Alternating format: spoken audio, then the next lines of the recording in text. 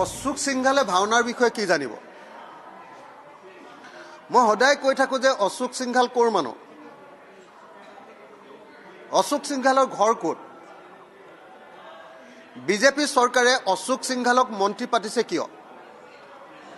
Ashok Singhal out and out আমাৰ খিলঞ্জীয়া বিৰোধী, অসমৰ সংস্কৃতি বিৰোধী এজন মানুহ।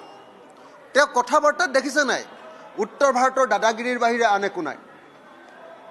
তেওঁ কথা বাৰ্তা আমাৰ অসমীয়া সংস্কৃতিৰ লগত নিমিলেই নহয়। তেওঁ অসমৰ ভাওনা কি বুজি পাব? অশোক সিংঘালে ভাওনাৰ কিবা মূল বুজি পাব নেকি? বান্দৰে নাৰিকলৰ মূল যেনেকৈ বুজি নাপায়, অশোক সিংঘালেও অসমৰ লোক সংস্কৃতিৰ মূল, অসমৰ বৰগীতৰ মূল আৰু অসমৰ ভাওনাৰ মূল বুজি নাপায়। গতিকে হিমন্ত বিশ্ব শৰ্মাই অকল হিন্দীভাষী মানুহৰ ভোট লাগে কাৰণে আৰু দিল্লীত যাতে তেওঁৰ অৱস্থা ভাল হৈ থাকে, গতিকে হিন্দীভাষী মানুহ এজনক যেনে তেনে মন্ত্ৰীসভাত ভৰাই থৈছে। গতিকে এনেকুৱা দুষ্ট প্ৰকৃতিৰ মানুহে যি অকল অসমত লুণ্ঠন কৰিবলৈ আহিছে, অসমৰ কাৰণে কাম কৰিবলৈ অহা নাই, তেওঁ ভাওনাৰ বিৰুদ্ধে বক্তব্য দিবই। গোটেই গুৱাহাটীৰ মাটি লুণ্ঠন কৰি এপাৰ্টমেণ্ট বনোৱাৰ বাহিৰে অসমত তেওঁৰ অৱদান কিবা আছে নেকি? লুণ্ঠনৰ বাহিৰে তেওঁৰ কিবা অৱদান আছে নেকি? অশোক সিংঘালে ভাওনাৰ বিষয়ে কি জানিব? মই সদায় কৈ থাকোঁ যে অশোক সিংঘাল ক'ৰ মানুহ, অশোক সিংঘালৰ ঘৰ ক'ত? বিজেপি চৰকাৰে অশোক সিংঘালক মন্ত্ৰী পাতিছে কিয়?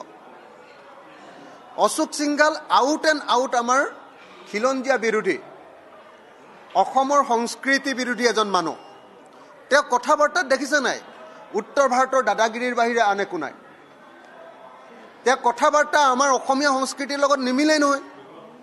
তেওঁ অসমৰ ভাওনা কি বুজি পাব?